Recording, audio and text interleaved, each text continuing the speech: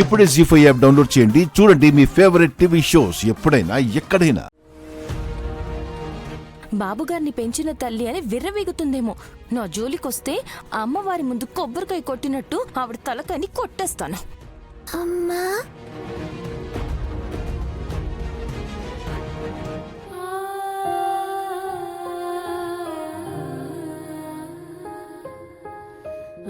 పాపా, నువ్వు నన్ను అమ్మ అనగానే నాకున్న కోపం చిలకల రివ్వన ఎగిరిపోయింది తెలుసా?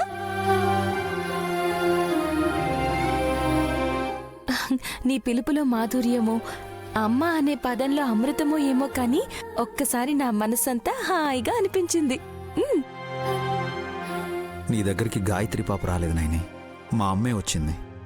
నా కోడలు ఎందుకిలా చేస్తుందోనని తన మనసులో ఎంత కంగారు పడుతుందో ఏంటో. అందుకే నీ దగ్గరికి వచ్చి అమ్మా అని పిలిచింది. పాపా, నీకు అమ్మ అనే మాట తప్ప ఇంకే మాటలు రావా ఏంటమ్మా? ఎందుకని? ఎవరు నేర్పించలేదా?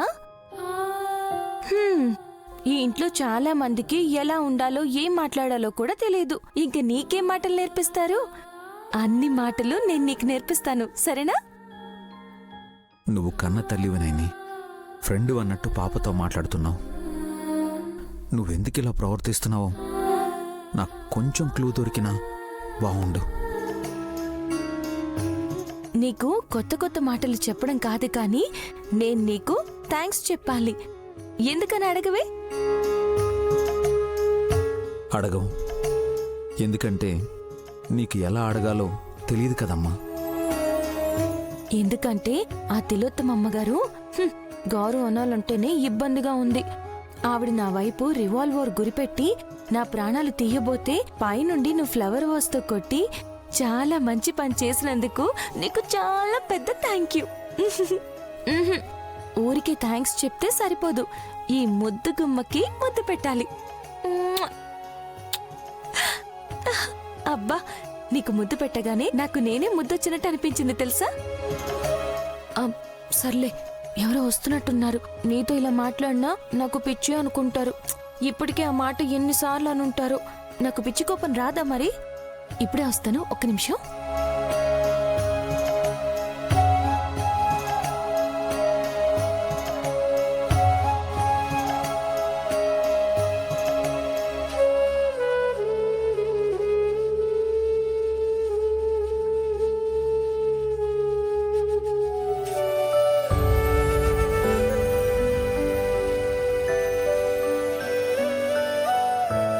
అమ్మా,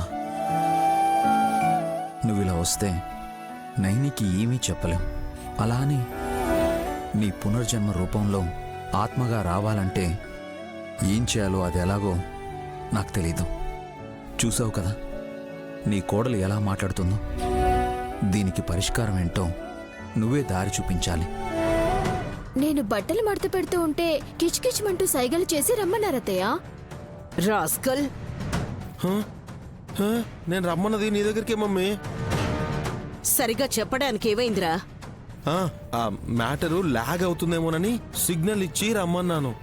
ఏడ్చావు. నువ్వేం ఫీల్ అవ్వకు సుమనా. అయ్యో, అదేం లేదులేండి అత్తయ్య.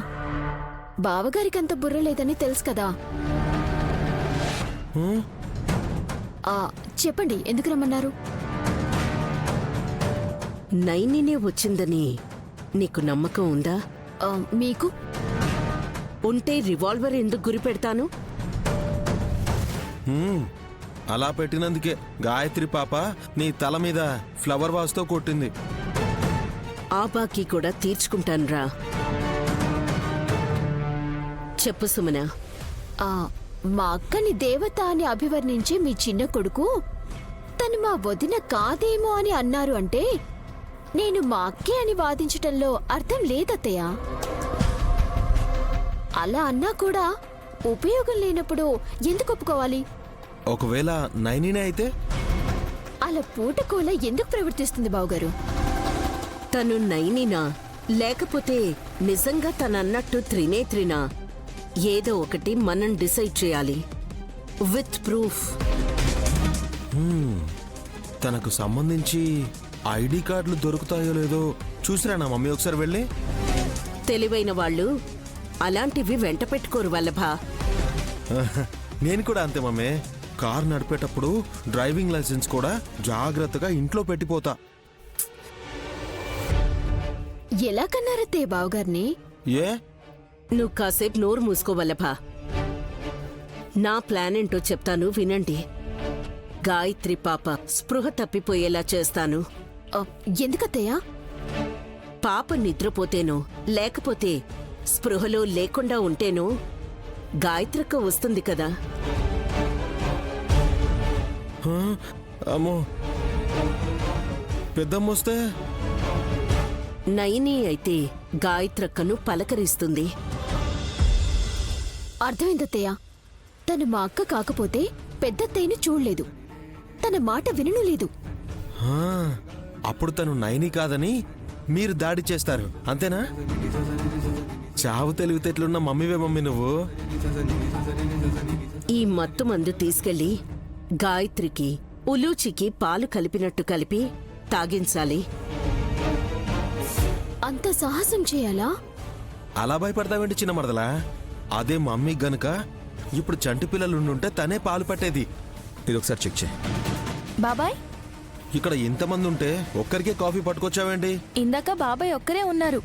పర్లేదు అల్లుడు, ఆ కప్పు నువ్వు తీసుకో. థ్యాంక్స్. తీసుకోకండి.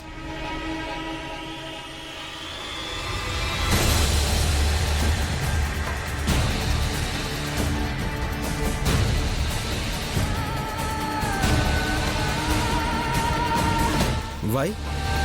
ఎవరికి తీసుకొచ్చానో వాళ్ళే తీసుకోవాలి. అంత కక్కుర్తెందుకు? కావాలంటే మళ్ళీ అయినా వెళ్ళి కాఫీ కలుపుకొని వస్తాను కదా. బాబాయ్, మీరు తీసుకోండి. థ్యాంక్స్ అమ్మా. రేయ్, పాపకు పాలు తాగించాలని గ్లాస్లో పాలు కూడా తీసుకొచ్చింది. పాపం, తననెందుకు అన్నిసార్లు తిప్పుతారు? అరే నేనే మళ్ళీ వెళ్ళమనలేదు మమ్మీ.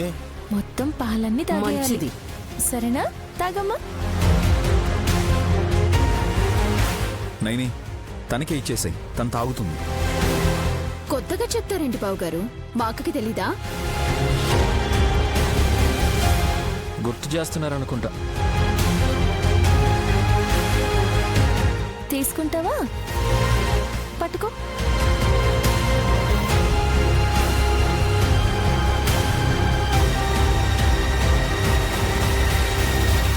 మీరెవరేమనుకున్నా నైని విషయంలో నా అభిప్రాయం మారదు. అల్లుడు, మనం వాదించుకుంటుంటే గాయత్రి పాలు తాకుండా మనం వైపే చూస్తుంది.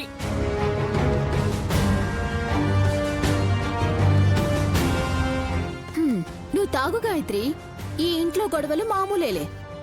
అలా అనకూడదు. ఎవరైనా సరే చిన్నపిల్లల ముందు గట్టి గట్టిగా అరుచుకోవడం కూడా చేయకూడదు. పైకి చెప్పలేకపోయినా వాళ్ళ మనసుల్లో లోపల చాలా బాధపడతారు. జీ5 యాప్ డౌన్లోడ్ చేసి అన్ని ఎపిసోడ్స్ పూర్తి ఉచితంగా చూడండి.